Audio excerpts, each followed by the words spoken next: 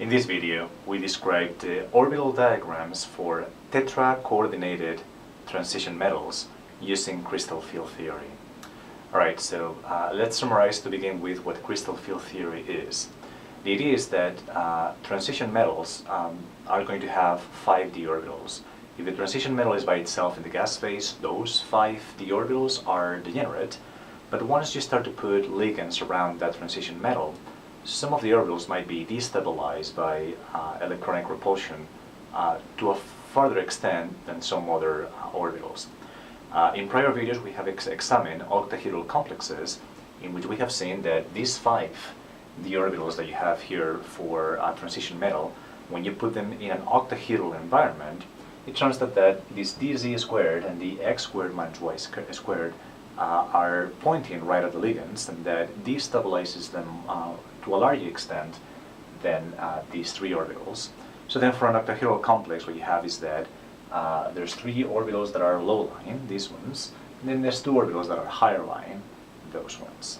Right, so the question is, how does this apply to other ligand environments that are not octahedral, but in this case it would involve just 4 ligands. When you have 4 ligands, there's 2 different geometries that you can experience: tetrahedral or square planar. Okay, so the idea is that you will have the ligands again arranged in a tetrahedral fashion, like this, or in a square planar fashion, like this.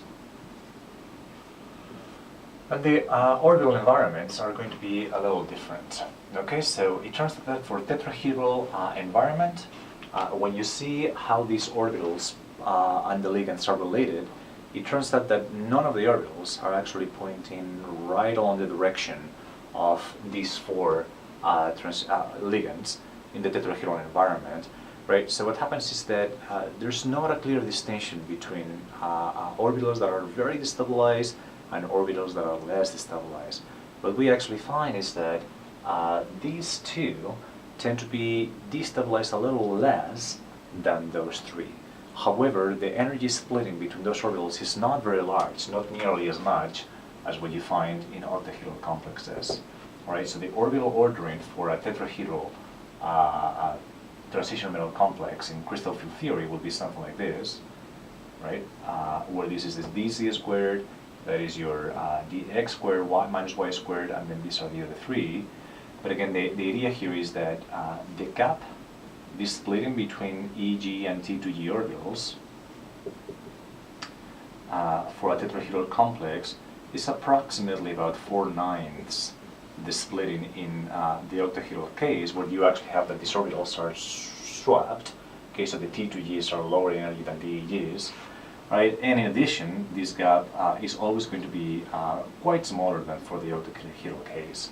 So something that is important about these tetrahedral complexes is that they will always be high spin or weak field, right? So the idea is that if you start to place electrons right there, for the 3rd electron, there's not going to be a discussion of whether this goes here and pair spin down with this existing electron.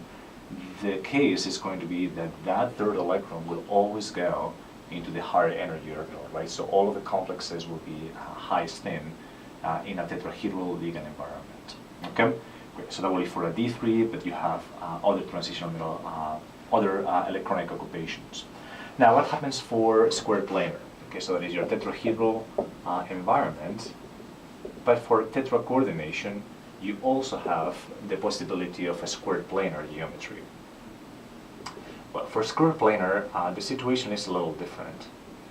You can actually see that a square planar arrangement is the same as an octahedral, but you're taking away 2 opposing corners of the octahedron, right? Take an octahedron, remove 2 opposing corners, and then what you're left with will be a square planar geometry, right? So when we take a look at those orbitals, right, we can imagine that we're back at the octahedral case, but we're removing the ligands that are along the C axis, right? So what that will mean is that this dc squared is not going to be nearly as destabilized as what happens in an octahedral complex, but then what will happen is that this one would be extremely destabilized because the 4 ligands are along the x and y axis, right? So that one is very stabilized.